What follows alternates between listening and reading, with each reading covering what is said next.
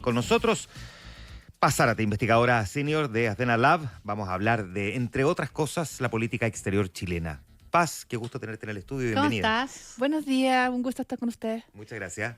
Paz, tú firmabas una columna en Exante con lo que llamaste las sombras de la gira a Europa. Básicamente a partir de un análisis de las debilidades de la política exterior del gobierno del presidente Boric, pero tú consignas ahí varias cosas que se vienen arrastrando en el tiempo. Ordenemos un poquitito cuáles son las fortalezas y las debilidades de nuestra política exterior, para centrarnos obviamente también luego de las debilidades. Sí, yo creo que el punto central de lo que yo veo como una disfunción en la política exterior hoy es que es una política exterior excesivamente presidencial. Y yo creo además que esto es una cosa que viene de antes, ¿no? No es como que está ahora, pero quizá ahora es mucho más acentuado esta cosa de un poquito del Estado soy yo. Las definiciones del Estado las toma una sola persona de un modo intensamente personal. Entonces creo que esa disfunción es un poquito problemática porque se ha manifestado en errores que, si bien es cierto, eran mucho más públicos y más numerosos con el equipo anterior. Algunos de esas disfunciones Con el equipo anterior del actual gobierno. Del actual gobierno, claro.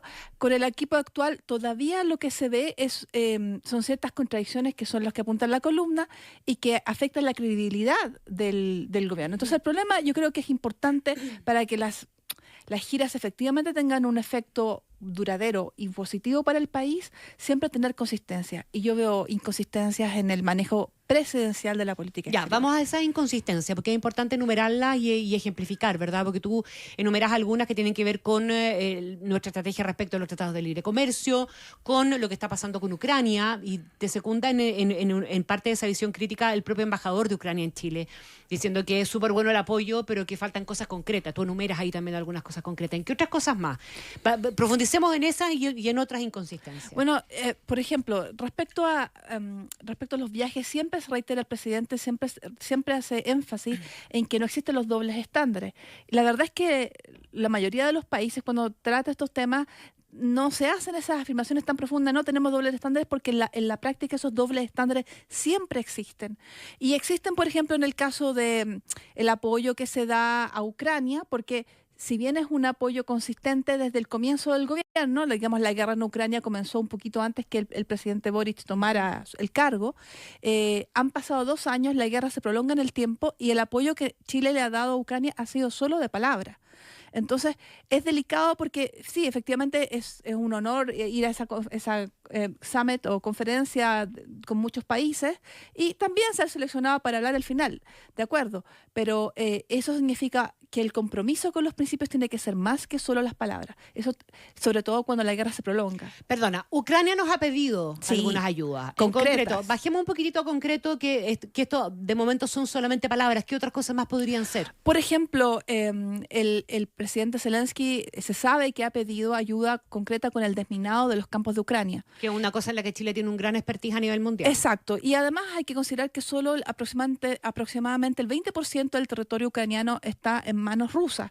Por lo tanto, hay un 80% que, si bien no está en poder de Rusia, está sembrado de minas antipersonales.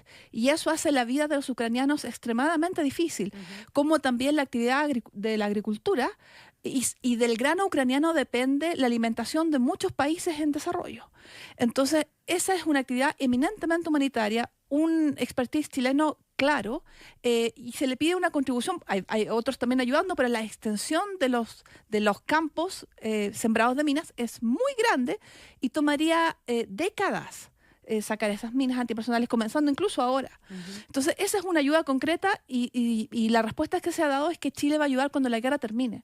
Pero no sabemos cuándo la guerra va a terminar. Podría ser en 10 años más, podría ser en 15 años más y para ayudar será tarde.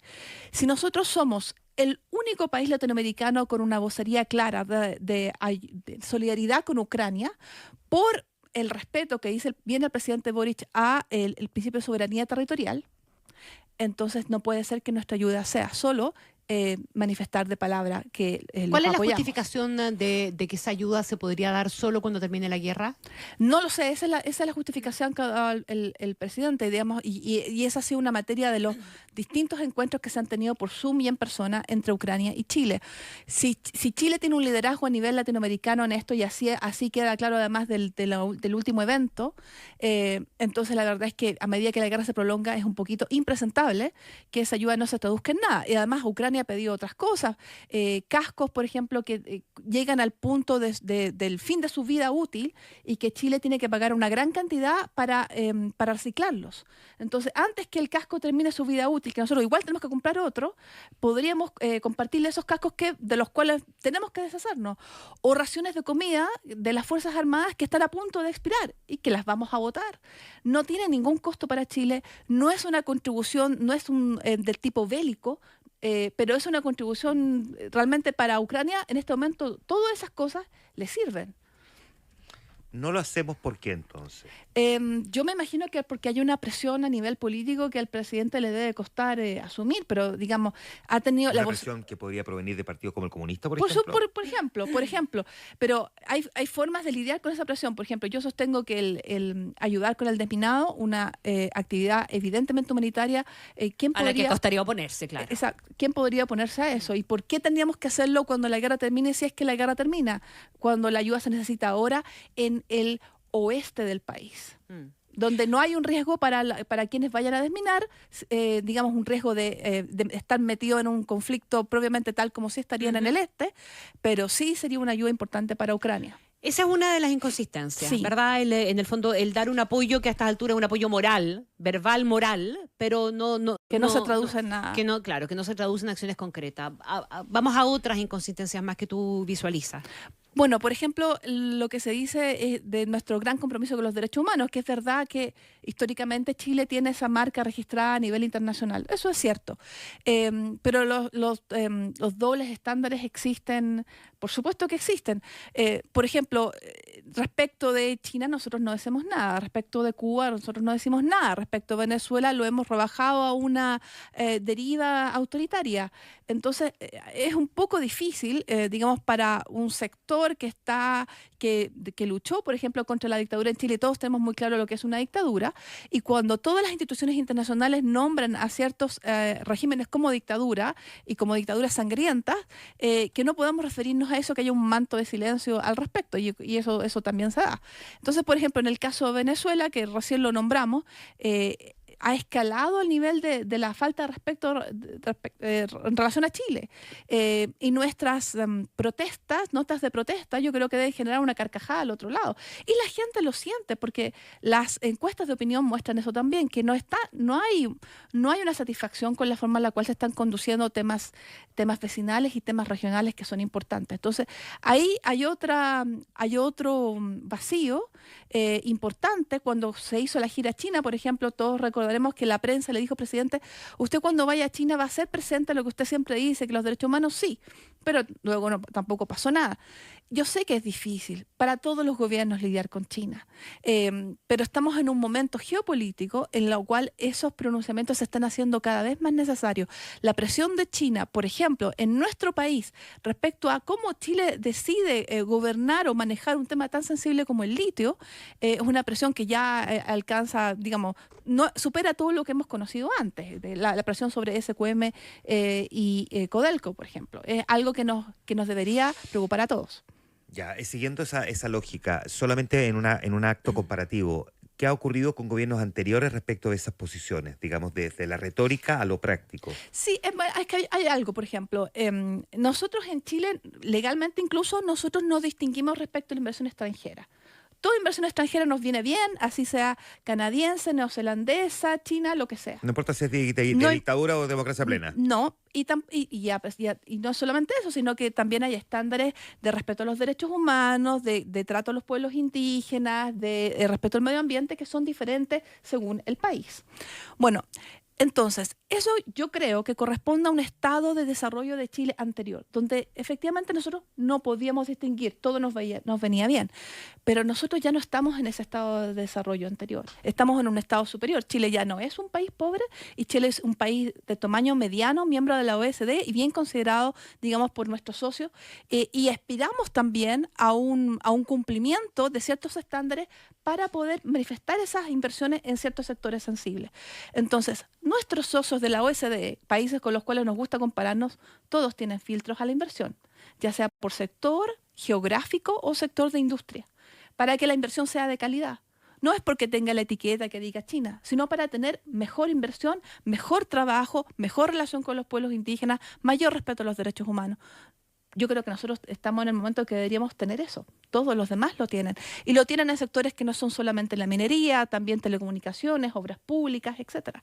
Si esos filtros a la inversión existieran, que es en manifestación de una concepción geopolítica de la inversión, no se habría producido esta situación tan incómoda respecto de los pasaportes hace años. ¿Te acuerdas con la visa waiver, que hubo esa manifestación por parte de Estados Unidos de que cómo era posible que los datos de los chilenos se entregaran a empresas con influencia e injerencia directa del gobierno chino?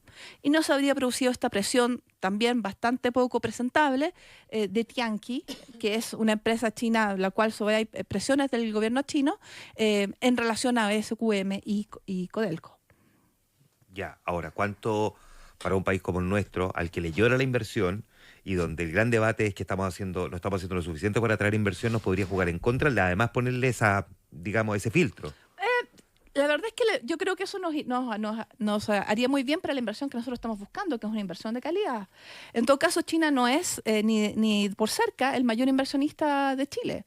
Aunque les gusta decir eso, la verdad es que todas las cifras indican lo contrario. China es un gran socio comercial, pero no es un gran inversionista. En nuestro país, al menos, la mayor cantidad de inversión viene de Canadá y de la Unión Europea y de Estados Unidos. Uh-huh. Y eso así sigue.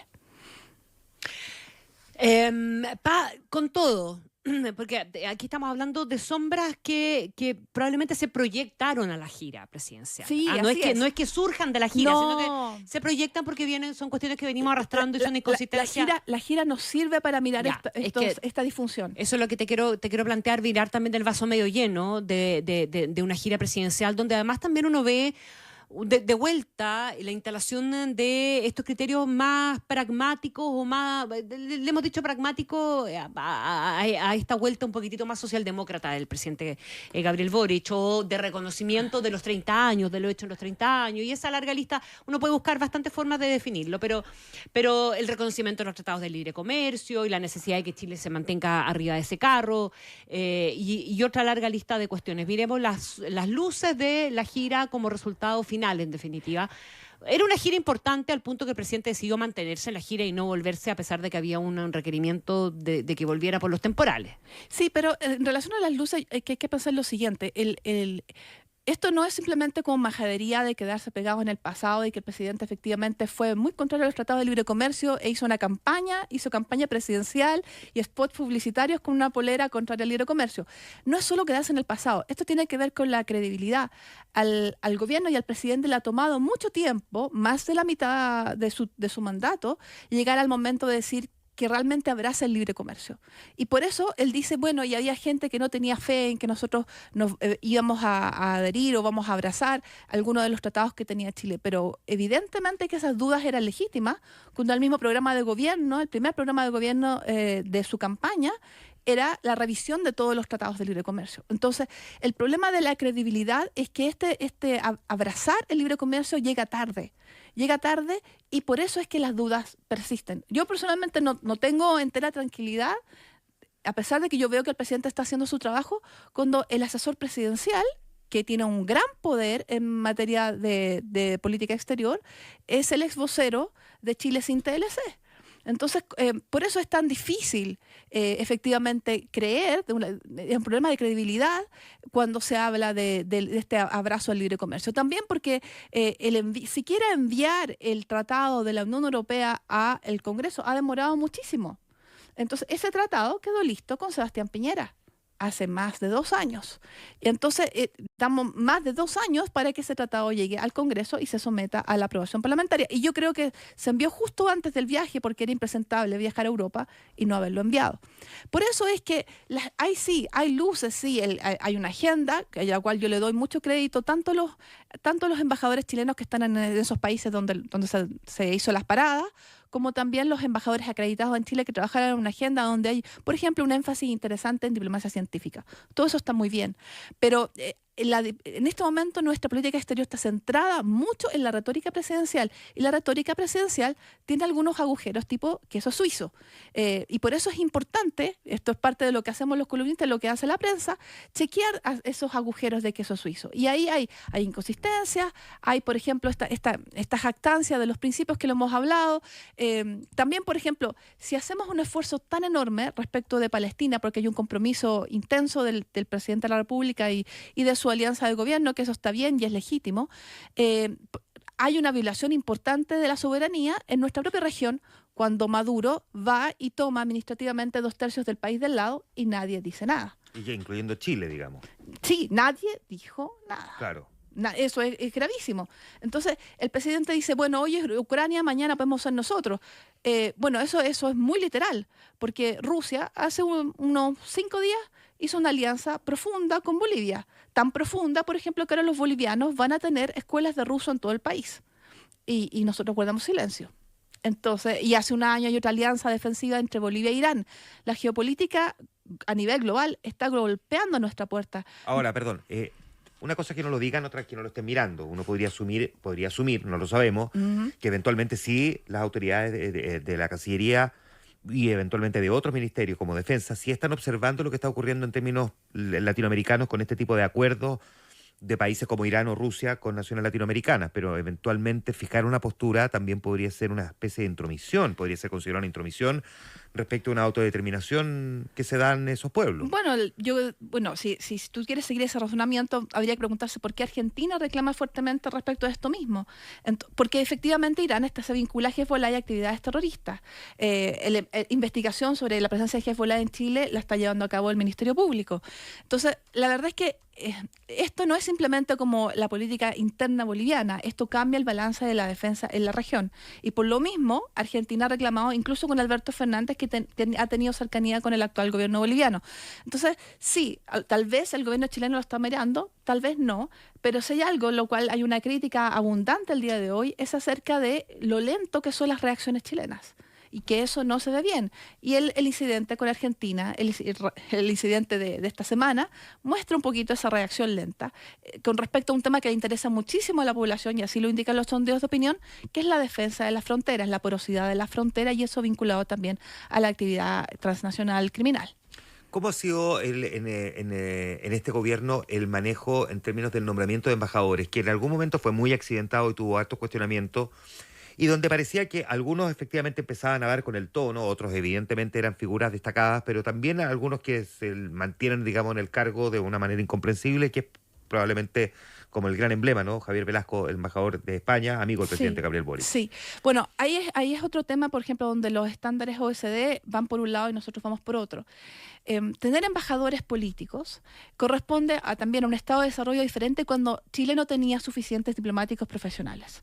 Era muy difícil educarlos, llegar al nivel donde podíamos tener 100% de diplomacia profesional. ¿Eso estamos hablando de qué época más o menos? Bueno, digamos, desde que Chile es una república independiente. Siempre han habido políticos que han ejercido embajadas. Y sin embargo, a medida que se comienzan a formar los diplomáticos profesionales, digamos, hay un porcentaje de políticos y un porcentaje de diplomáticos profesionales. Y el porcentaje ha ido subiendo. Ahora, el estándar promedio de un país OSD es que la diplomacia es profesional y que esto se saca de la repartija de botín entre amigos. Y eso es, digamos, ese es el estándar al cual nosotros debiéramos aspirar. Entonces, más allá de que uno tenga políticos que eventualmente tengan un buen currículum diplomático, estoy pensando en figuras como, no sé, o Juan Gabriel Valdés o Heraldo Muñoz. Pero es que eso es diferente. Claro. Porque estamos hablando de personas que son políticos y son neófitos, que no tienen ningún conocimiento de relaciones internacionales. Entonces, es evidente que siempre... Que no es el caso de Juan Gabriel Valdés o Heraldo Muñoz. Pero, por ejemplo, personas que no se formaron en la academia diplomática y que se han vinculado de otra otra forma externa a la Cancillería toda la vida. María Teresa Infante, el mismo Alberto Van Claveren, Heraldo Muñoz, son personas que se han vinculado no por la Academia Diplomática, pero le han dado su vida al ministerio. Ellos no son foráneos. Y para personas que son expertas en relaciones internacionales o economía internacional, debería haber una especie de distinto, una entrada diferente. Pero la mayoría de las embajadas tienen que ser ejercidas por profesionales. Y cuando eso no pasa, y así ha sido en todos los gobiernos, hay escándalo garantizado en alguna plaza o varias. Entonces, esto es un pecado de todos los gobiernos. En todos los gobiernos hay escándalos y este gobierno no ha sido una excepción, lamentablemente. ¿Cómo se corrige eso? Bueno, evidentemente que hay que sacar a los elementos que no tienen las competencias básicas y por lo demás era No, pero ¿cómo evitamos que lleguen ahí, digamos, verdad? ¿Cómo se corrige de verdad? Más allá de estar sacando, porque claro, uno puede hacer ensayo y error. Por de repente probablemente te encuentres con alguien que tenga el buen criterio y haga bien la pega, es desgastador poner gente que no tiene las competencias, esperar que venga el escándalo o ver si la persona se adapta, luego tener que sacarla, luego pasan meses para mandar a otra persona que le den la aprobación, la destinación y mandar a otro. Entonces eso es muy agotador y eso pasó en el caso del Reino Unido, donde hubo casi 9 meses, donde no hubo embajadora y ahora tenemos a Jimena Fuentes que a lo mejor pudo haberse ido antes. Pero incluso en ese caso muestra que en realidad esto es desgastante para el aparato estatal. Mi opinión personal, y puede haber que haya gente que no la comparta, es que la diplomacia chilena puede en este momento histórico y ojalá que haya algún sector político que algún día tenga la valentía de decir esto se saca del botín de repartija política y todos nuestros diplomáticos van a ser profesionales. Eso no significa que todos los diplomáticos profesionales sean santos, que no haya nunca corrupción, etcétera, etcétera. Pero objetivamente, si uno compara el nivel de los escándalos a los cuales Chile ha estado históricamente expuesto, que vienen de origen de un embajador político o embajadora política o de un embajador profesional, no hay comparación entre el nivel de gravedad de un tipo de escándalo versus otro. Entonces creo que el país no tiene por qué verse expuesto a este tipo de cosas cada cierto tiempo con gobiernos de distintos signos. Paz, había una polémica respecto particularmente de la figura del canciller, con una carta en defensa del canciller, de quien fuera en su momento también asesor, y cuando era asesor fue muy criticado porque era hijo de no sé qué, pero ha sido validado de alguna manera en el tiempo, al menos desde su sector político. Me refiero a Benjamín Salas Cantor, defendiendo el rol del canciller Van Claveren, a propósito de la mesura, del tono que lo ocupa, como una cuestión apropiada y que en el fondo se inserta en la lógica de más de largo plazo y más estratégica de la Cancillería y del rol que efectivamente tiene que tener un canciller. ¿Tú valoras el rol del canciller Van Claveren? Bueno, yo creo que personalmente mi columna es distinta de la columna de Daniel Mansubi, distinta de la columna de Benjamín Salas, pero hay partes de eso que quizás apuntan a algún elemento similar. Yo personalmente creo que es muy complicada cuando la diplomacia se ha presidencializado. Cuando los presidentes son sus propios cancilleres, específicamente cuando los cancilleres tienen un rol donde se les informa tarde o se les consulta tarde, y eso ha pasado en este gobierno, incluso con el canciller Van Claveren, respecto al cual nadie puede dudar su competencia.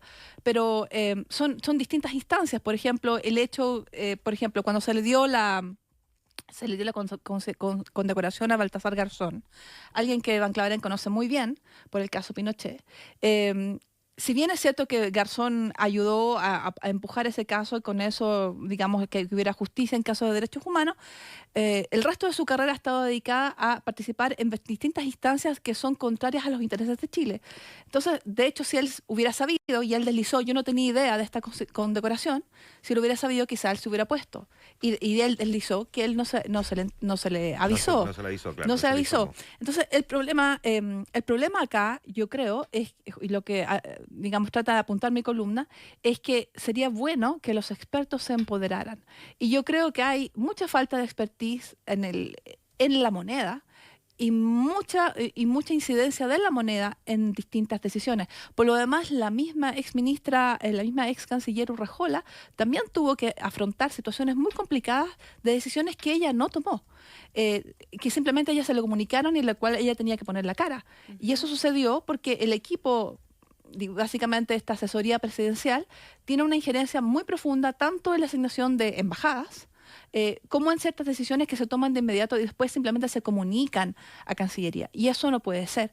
Si la Cancillería, que hoy está a cargo de un experto, fuera más empoderada, creo que estas dudas acerca bueno, quién es el piloto, no se estarían generando. Paz, por último, de todas las giras que ha tenido el presidente Gabriel Boric, ¿hay alguna que sí destacaría en términos de que en la raya para la suma fue más lo positivo que lo negativo? Es que yo creo que el problema no es la gira. Las giras están bien. El presidente va, promociona la inversión, busca la inversión extranjera, promociona los productos chilenos, busca también, por ejemplo, desarrollar áreas nuevas, la diplomacia científica, etcétera, la cooperación. Todo eso está muy bien. El problema no es ese. Yo creo que el problema es que todavía hay muchas contradicciones y esas contradicciones van al final haciendo mella en lo que los ciudadanos pretenden, lo que los ciudadanos quisieran que fuera la política exterior. Hay un énfasis, por ejemplo, muy grande en la política exterior feminista, que sin duda es importante que haya una transversalización del género también en materia exterior. Pero, y aquí hago un disclosure, yo trabajo para un think tank que es Atenalab. Atenalab hace la única encuesta de percepciones sobre política exterior y seguridad nacional que existe hace 5 años. Y eso muestra como una tendencia, digamos, inapelable, que la principal preocupación en materia exterior es que también la política exterior ayude a que la gente se sienta protegida.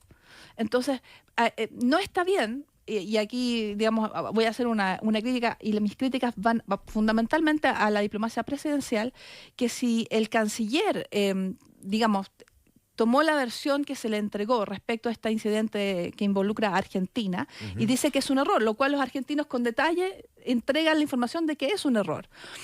Luego el presidente aparezca haciendo el golpe de timón y de esa forma desautoriza también a su canciller. Entonces creo que no hay el suficiente cuidado en la relación. Yo no lo percibí como una desautorización al canciller en todo caso. Sí, yo creo que sí, porque hay una sobrereacción del presidente de la República en ciertos aspectos. Por ejemplo, creo que respecto a Patricia Bullrich también se sobrereaccionó. Ella no hizo nada más que un comentario respecto a una situación regional, donde nombró a varios países y situaciones respecto a Hezbollah. No hizo ningún detenimiento especial sobre la situación chilena y, sin embargo, se reaccionó como si se le hubiera faltado el respeto. Se hizo una carta de protesta y, finalmente, Argentina entregó un memorándum cooperando para el conocimiento sobre un tema complejo. Creo que aquí también hay una sobrereacción, no al hecho de decir que nosotros podríamos sacar esos paneles solares, sino el hecho que el presidente se salte nuevamente a su canciller. El canciller podría haber escalado él mismo esta situación, que por lo demás parece que está teniendo una buena salida, pero ojo ahí, que el verdadero problema no son 3 metros más o menos, sino el hecho que la relación vecinal yo creo que está siendo descuidada. Muy bien, pues pasárate a conversar esta mañana con nosotros. Gracias, Paz Florina Infinita. Hasta la próxima. Que esté muy Gracias, bien. buen día.